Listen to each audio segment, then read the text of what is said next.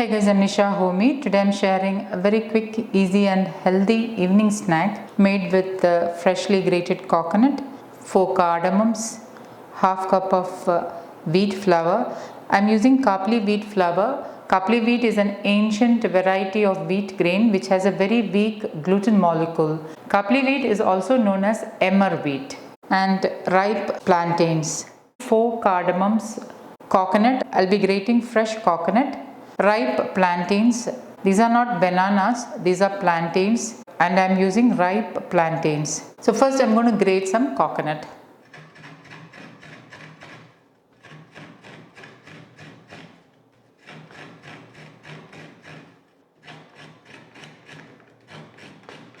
I have grated half of this coconut. Next I'm crushing the cardamoms. I'm adding the cardamoms into my small stone grinder and I'm crushing them.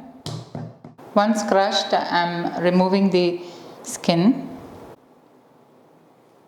and then I'm grinding the cardamom seeds into a fine powder. The cardamom seeds are nicely ground. Into a bowl, I'm adding in half cup of khapli wheat flour. Like I mentioned, khapli wheat is an ancient variety of wheat grain, also known as emmer wheat. I have already shared many recipes with khapli wheat flour. Please do check them out to understand more about its health benefits. Into this, I am adding in the freshly ground cardamom powder, the freshly grated coconut. I am just measuring the coconut. I am measuring the coconut so that you can get an idea how much quantity I am using. So this is half cup of loosely packed coconut, freshly grated coconut. Into this, add in the freshly grated coconut, fat pinch of pink Himalayan salt. Next, I am grating in some organic jaggery. Jaggery you can add in as per your sweetness. Rather than using crushed or jaggery powder, it is ideal to grate the jaggery like I am showing in the video. This is how traditionally this dish was made. When you grate the jaggery, it is more easy to incorporate into the ingredients. Jaggery you can increase or decrease as per your taste. Next I am adding in the ripe plantains.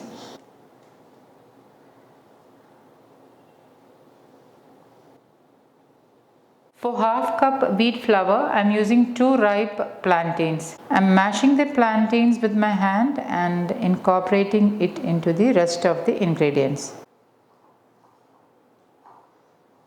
I have measured half cup of water and from that I am adding in 1/4 cup water and I am kneading and mixing it with my hand. Add water little by little.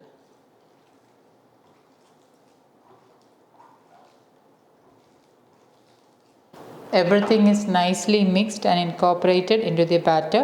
The batter has become into a spreadable consistency and this is the consistency of the batter. I used a total of 1/3 cup of water. To make the adai, heat a cast iron tawa and grease it with gingerly oil. And once the tawa is heated, reduce the flame to the lowest and add in half of the mix into the cast iron tawa. And with wet fingers, lightly spread out the batter into a round circle as thinly as possible. Drizzle in half teaspoon wood pressed coconut oil on the sides and in the center. Cover and let it cook on low flame.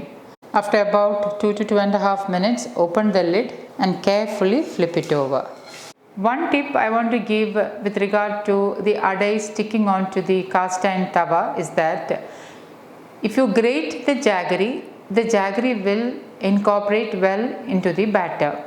But if you don't grate the jaggery or if you are using jaggery powder or crushed jaggery, what happens is that the jaggery will not incorporate well into the batter. So small chunks of jaggery will melt and caramelize and it will stick to the tawa.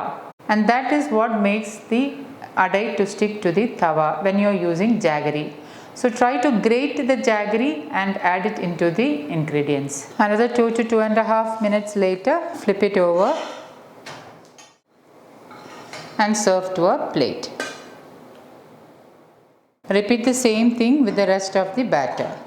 If you are not comfortable with spreading out with your fingers, you can wet a spoon and spread it out with the spoon as thinly as possible.